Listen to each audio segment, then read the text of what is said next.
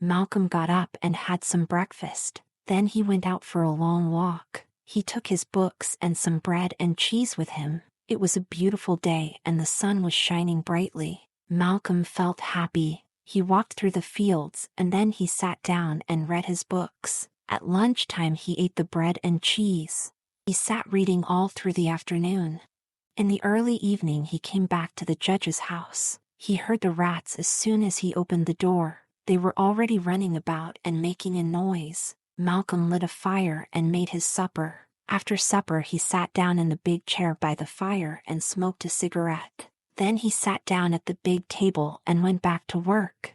That night from the very beginning the rats were not afraid of Malcolm. They ran up and down the room over and under every piece of furniture. They watched Malcolm out of the holes in the walls. Their little bright eyes shone in the lamplight. But they did not trouble Malcolm. He became used to them. From time to time he looked up from his books and watched them playing their games. Malcolm worked for hour after hour. Suddenly he looked up from his books. Once again there was silence in the room. It was exactly like the night before.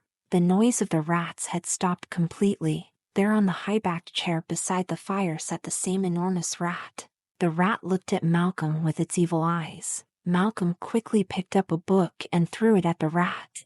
The book did not hit the rat and the rat did not move.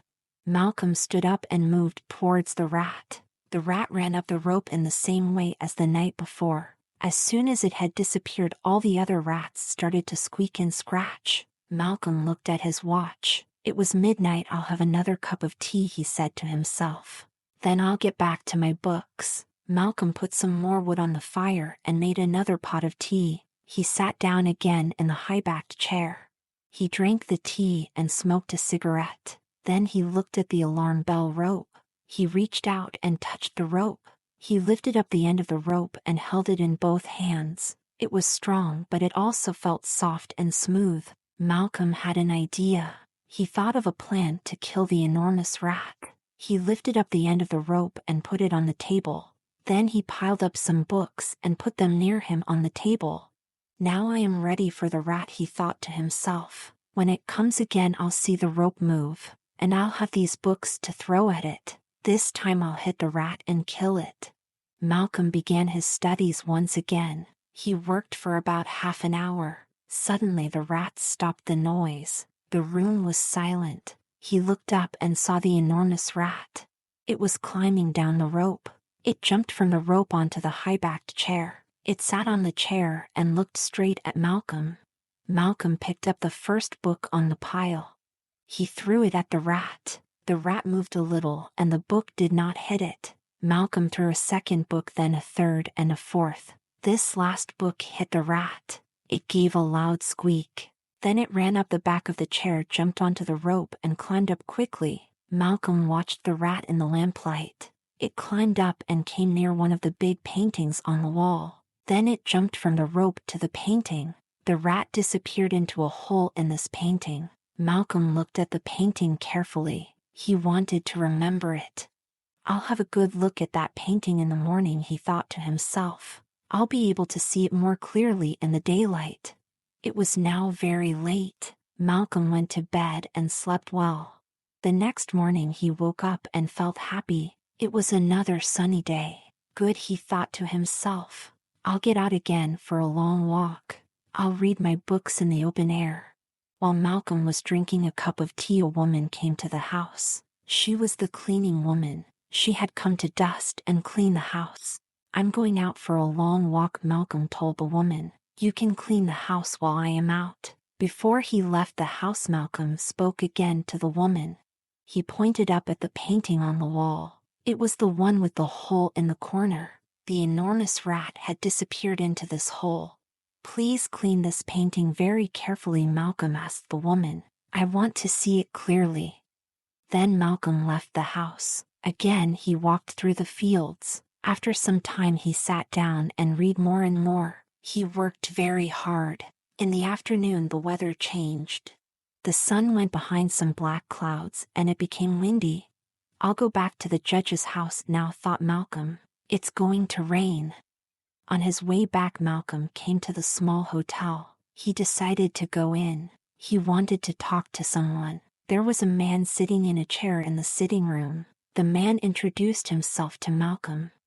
"Good evening," he said. "I am the doctor in this town, and I know who you are. You are the student who is living in the judge's house. Are you happy there?" "I am able to study hard in the house," replied Malcolm. "That is the most important thing for me. I am studying for my final examinations." "And nothing troubles you in the house?" asked the doctor.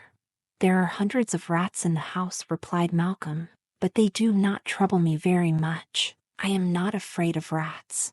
"However, there is one enormous rat," added Malcolm. "It sits on a chair and looks at me with evil eyes. I want to kill this big rat." Malcolm told the doctor all about the enormous rat. He described the high-backed chair and the rope of the alarm bell. "Does the rat always come down and go up that rope?" asked the doctor.